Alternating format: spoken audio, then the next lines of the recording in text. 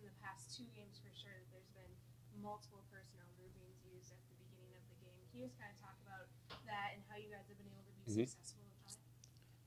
I think it just goes to our personnel on offense. We have so many guys that can go out there and make plays, and we have so many guys that do things well, and it's about getting those guys in positions to do what they do well. And you look at our running back room, wide receiver room, tight end room, like every guy that's dressed on game day deserves to be out on the field. So it helps us kind of keep defenses off balance by constantly switching up personnel groups, and it's also getting guys on the field that deserve to be on the field and that do things to help us win.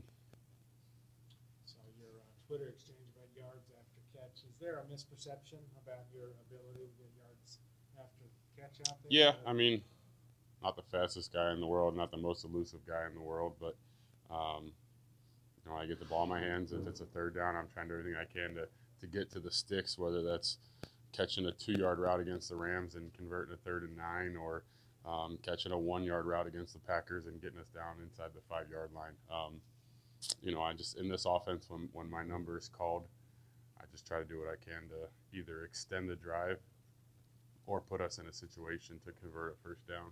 Is there a certain yards after catch number you're proud of or whatever you think is good? I have no idea. If I'm catching balls and we're converting first downs, then that's good. That's what we want to do. Every time I get the ball in my hands, I'm just trying to get to the sticks. That's something you kind of took personally. It seemed like you sort of it's kind of been the perception here for a while, but the numbers are what they are. So, like I said, when my number is called, I'm just going to try to do what I can to help this team win football games, and that's by catching the football and running with it.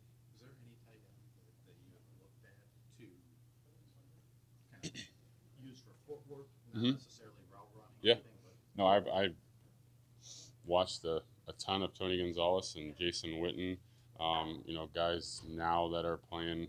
I think Rob Gronkowski, Travis Kelce, those guys that are playing at a really high level. Obviously, I watched a ton of Zach Ertz this offseason with all of Flip stuff coming from Philly. But, probably the guy that I've watched most throughout my career is Tony.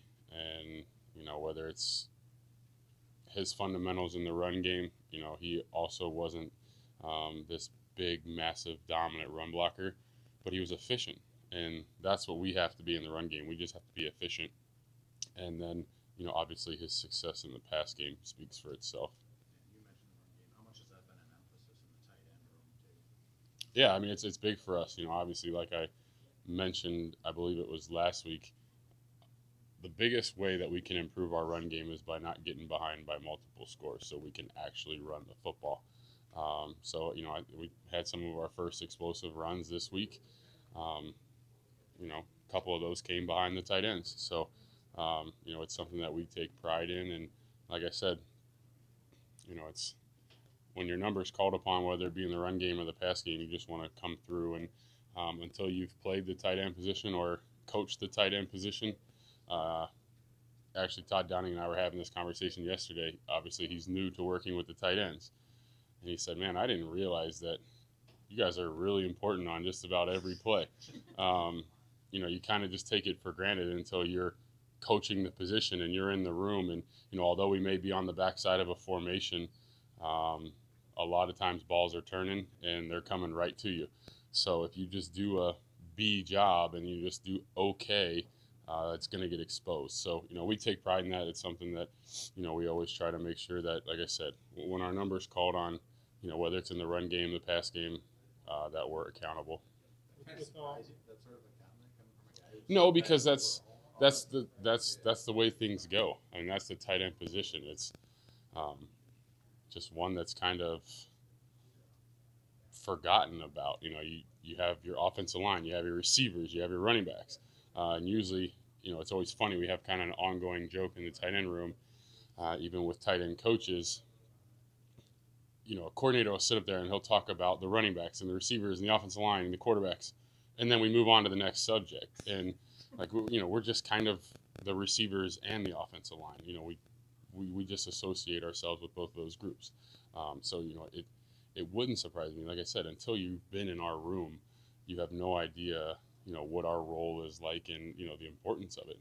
With all the balls that Thielen and Diggs are catching, teams depending on you, any different? Do you see possibly more opportunities if teams start paying more attention to them?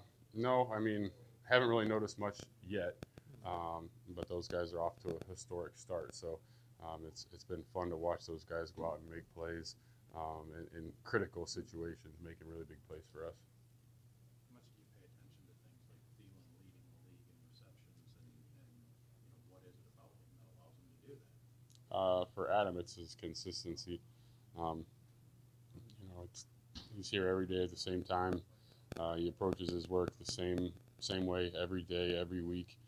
Then he goes out there on Sundays and plays at that same level. You always know what you're going to get out of him for 4 quarters, and right now things are just clicking for those guys. Since his big play last Sunday, what have you guys been joking to Linville Joseph about? And think he could be a tight end? Yeah, absolutely. That's moving pretty fast for a guy he's listed at 320, and I don't ever know that he's been 320 since I've been here. So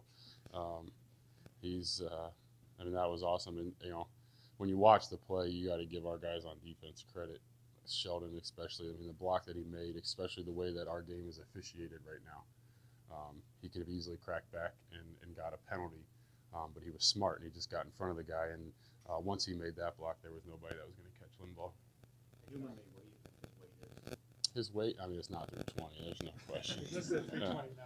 Yeah. Okay. So that's like the Price is Right rule. You just play 329. He's probably 330.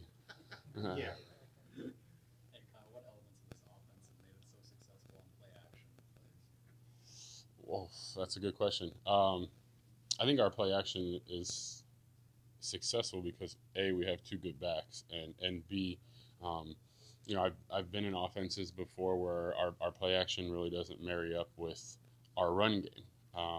Your play action is more based around the protection for that play. But we do a really, really good job, and our play action marries up really well with the runs that we actually run, which makes it difficult on defenses. It's great if we have a play action that is good for us in protection after the play action, but if it doesn't look like a run that we've ever run, these guys are so smart on the other side of the ball, and they watch a ton of film and study us. They're not gonna believe it, and we get it all the time from our guys. When we're practicing first and second down, and you guys don't ever run that run. Like why would I believe that it's a run if it's something that you never run? So I think Flip does an unbelievable job designing our play action based on our run game. Kyle, you were here when Adam came in, as a rookie, nobody. Mm-hmm. What have you seen from him, his evolution over the past 5 years? Up close, what stands out above everything else? Oh, like I said, just his consistency. We were joking earlier today about one of my earliest memories of Adam are him playing corner on scout team defense his first year. He was going to do whatever he could to help our team get ready for games on Sundays and whatever he could do to help our team win. And that mindset hasn't changed over the last 6 years, but his role's changed a little bit. He's not quite running the scout team defense anymore.